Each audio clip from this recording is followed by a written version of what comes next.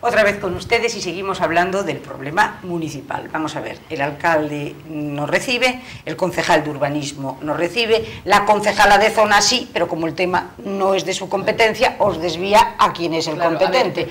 Y vosotros huérfanos de padre y madre. Con la concejala de turno tenemos un gran entendimiento y si necesitamos algo, automáticamente vamos a ella. Y siempre fuimos bien acogidos. Pero es un tema de urbanismo y quien tiene que dar una explicación es el concejal de urbanismo, que fue el que firmó el convenio, el acuerdo con los propietarios, y él sabe cómo está eso. Y es el que tendrá que hablar con autoridad portuaria para que salga este tema adelante. Ahora, ¿qué pasa? ¿Lo están llevando en el tiempo porque a lo mejor ya no está el dinero?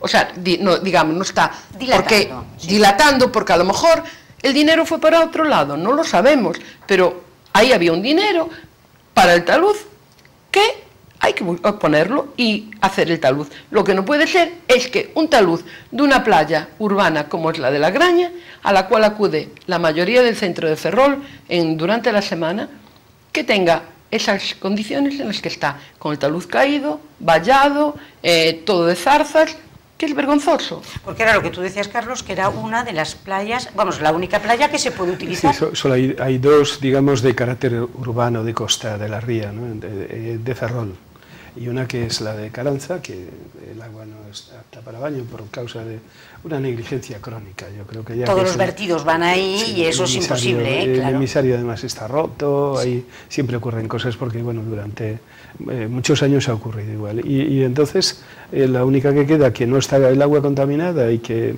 reúne las condiciones óptimas, es la de La Graña.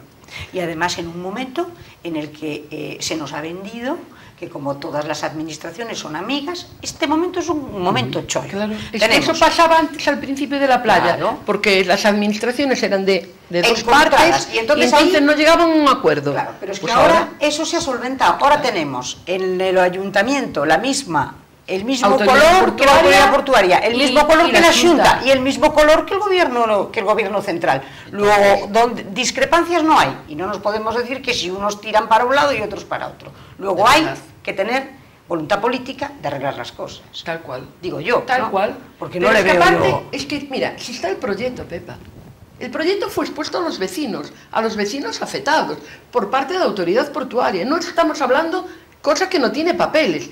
Hay un proyecto, en un acuerdo entre Costas, porque Costas pedía unas condiciones, entre Costas, Autoridad Portuaria y Urbanismo anterior. Se llegó a hacer un proyecto de obra, como tenía que ser, porque Costas pues, no dejaba un muro de una amplitud grande, bueno, lo que era.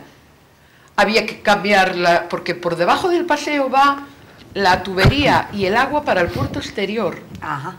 Están allí soterradas, entonces hay que trasladar esas tuberías un poquito a la playa. Bueno, o sea, pero el proyecto estaba todo recogido. Entonces lo que no puede ser es que en el 3 del 8 del 2010 se firme un convenio. Si se firma es porque hay un acuerdo, hay un dinero y se firma un convenio. Asisten el alcalde en aquel entonces, presidente de Autoridad Portuaria, y el jefe de la oposición, hoy alcalde. Se firmó el 3 de agosto de este año, hace 2 años que se firmó. O sea, y hace 7 que cayó el talud. Sí. Es vergonzoso. Es vergonzoso. Nada más, no hay más vuelta que darle. Es vergonzoso. Y os tienen que dar una explicación y por lo menos recibiros, ¿no? Y recibirnos, y darnos una explicación. Claro. Porque si en invierno no se hacía por el agua, si va a ser la primavera ya pasó, el verano ya viene el invierno después, entonces no sabemos cuándo se va a hacer. Ahora, si La Graña hablábamos en un principio que fue pionera en astilleros, porque fueron los primeros astilleros de la ría, pionera en ese centro de salud que dices tú fantástico, que coordinaba un poco a todo un pueblo, era involucrar a un pueblo en lo que era la salud del propio pueblo, todo. Fabuloso, pionero también, y pionero en una joya de la ciencia que es la estación de biología marina que hay allí en La Graña. Sí, el profesor Ulgorri, que depende de la Universidad de Santiago. La verdad es que es un proyecto extraordinario y no solo la investigación de la ría, desde el punto de vista de la biología marina, sino que participan en proyectos internacionales. Y vienen científicos de todo el mundo, o sea que es un lugar de referencia, tiene un edificio anexo, aparte del de investigación, donde pueden convivir allí y están intercambiando sus conocimientos y conviven durante ese tiempo de permanencia. Y realmente es un gran proyecto que también es pionero en ese aspecto y hay que reconocer, merece la pena ir allí grabarlo y observarlo. Incluso se ha rehabilitado una de las casas, se ha rehabilitado piedra por piedra como era antiguamente. Y es una maravilla. Donde vivía, digamos, pues el sastre de la base y... Sí. Y eso merece la pena también que se vea y bueno, y desde luego darle desde aquí todo el aplauso que tiene, porque eso es un centro científico fenomenal. Sí, además en la calidad que, bueno, participa en las revistas de mayor nivel. O sea, en todas partes. Siempre se ve... Sí. Y digo yo una cosa, ¿y cómo entenderá toda esta gente que viene de Europa, que nos están desde luego en este momento enseñando que son un poco más serios que nosotros, ¿verdad? Porque desgraciadamente nos están diciendo dónde están las cosas serias, porque aquí volvemos un poquito a la política de rinconete y cortadillo, que es un poco una pena. ¿No se quedarán absolutamente sobrecogidos cuando se asomen a ese balcón de esa ría divina y se encuentran, pero ya de narices, a menos de nada, con la planta de gas, que nada más y nada menos fue un gol que nos metieron en la ría, donde ahora el Supremo acaba de fallar en contra precisamente de los intereses de esa planta, porque esa planta fue construida contra la legalidad del momento, puesto que no siquiera cumplió con la ley de impacto medioambiental, porque no presentó siquiera eso. O sea, una persona seria, un científico serio, que se asoma y ve esta barbaridad que se ha hecho, ¿tú qué crees que puede pensar de nosotros? Sí, yo creo que tengo un amigo, tengo un amigo científico canadiense que, bueno, y otros científicos que vienen también a visitarnos, pero sobre todo este canadiense que es una persona que está muy acostumbrada al tema del paisaje y que preservan la naturaleza y bueno, le sorprenden dos cosas. Uno que es la cantidad de eucaliptos que tenemos, que no lo entiende. ¿Verdad? Que no lo entiende. Y otro es este bodrio que tenemos ahí industrial, ¿no? Que además cuando se explica, claro, porque tenemos el muelle carbonero ahí, se pegota ahí en medio. Bueno, y otro peor todavía, que es la forestal del Atlántico. Sí, pero tan grave y tan peligroso. Digo, pegotes, tenemos unos pegotes hay algunos, pero esto, y además... sobre todo porque no cumplen las leyes medioambientales, claro. O sea, fíjate, la planta de gas en este momento incumple de entrada, al estar a menos de 800 metros del arsenal militar, está incumpliendo la ley de protección del arsenal militar. Bueno, esto se presentó, hubo informes, incluso en aquel entonces jefe de Estado Mayor, en contra de la ubicación de esa planta, entre otras muchas cosas, porque incumplía, estaba la medida de seguridad, y ese informe terminó en el cajón del ministro Trillo. Sí, en Bruselas también presentamos... O sea que fijaros, lo que pasa que ahora el Supremo...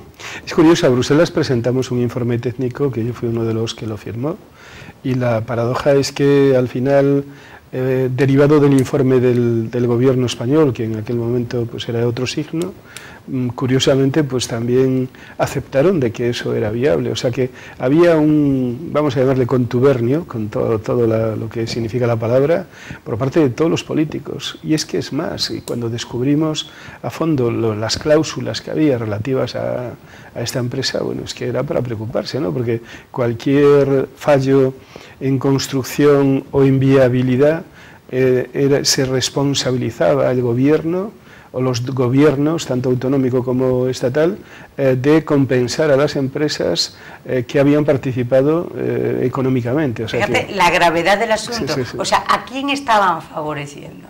Es alucinante. No solamente nos exige que se cumpla la ley, porque lo increíble es que la Xunta de Galicia sea socio de algo que encima incumple la ley, pero sentencia de hace una semana por el Tribunal Supremo, o sea que luego que modifiquen lo que quieran.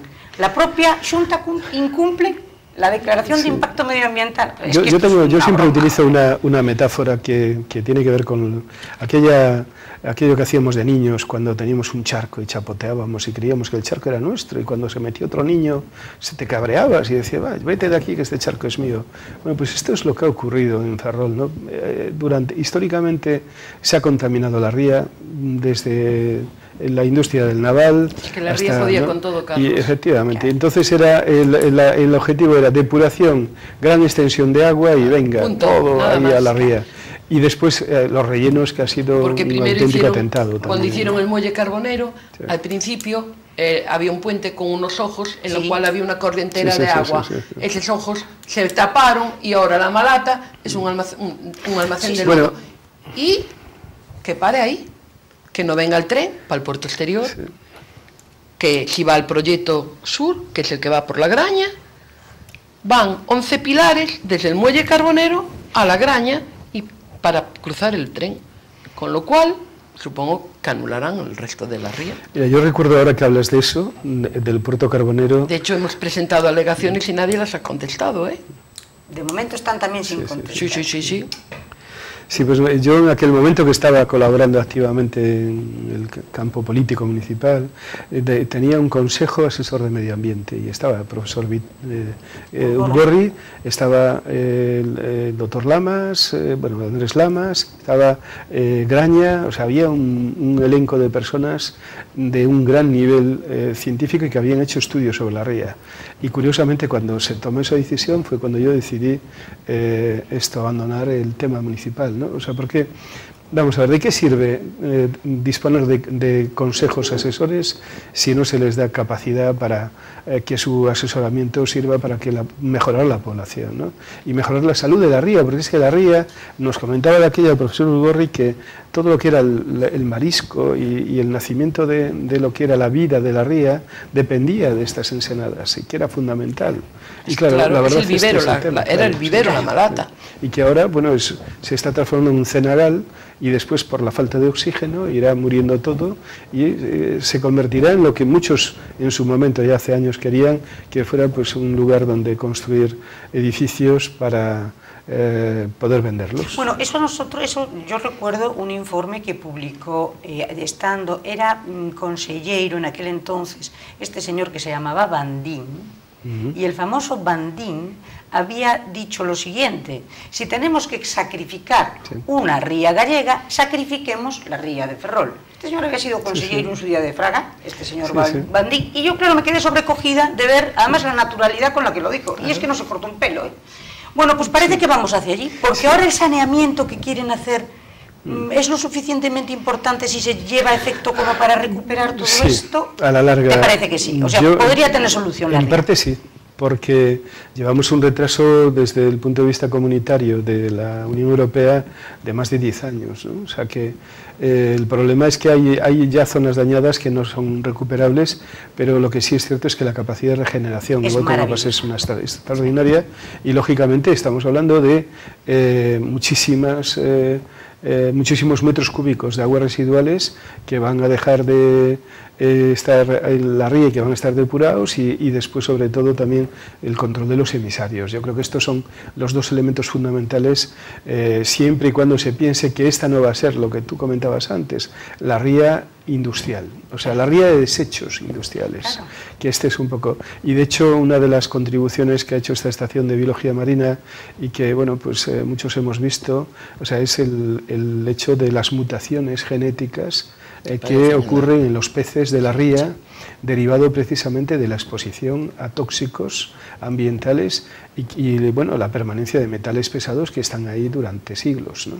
O sea, y esto, desde... y donde está el muelle Carbonero, que baldeaban el muelle del carbón y lo echaban al mar, o sea, descargaban un barco, que terminaban de cargar el muelle el carbón. Eso lo veíamos todos los vecinos, cogían mangueras y todo a la ría, provocaba la muerte de hecho, de la zona. Allí abajo, en la parte del muelle, en varias conferencias que se dieron en la asociación de vecinos, se ve como el carbón está allí. Bueno, pero Azucena, eso ahora ya no pasa porque ahora ¿se utiliza el puerto carbonero para descargar carbón o ya se está utilizando el puerto exterior? El exterior. Entonces el carbonero ya por ahí Sí, pero parece bueno. que la cosa, bueno, Sí. que no lo va a complicar más. En principio, Esperemos. ¿no? Parece que sí. De todas formas, habría que apelar un poco al principio de responsabilidad de nuestros políticos.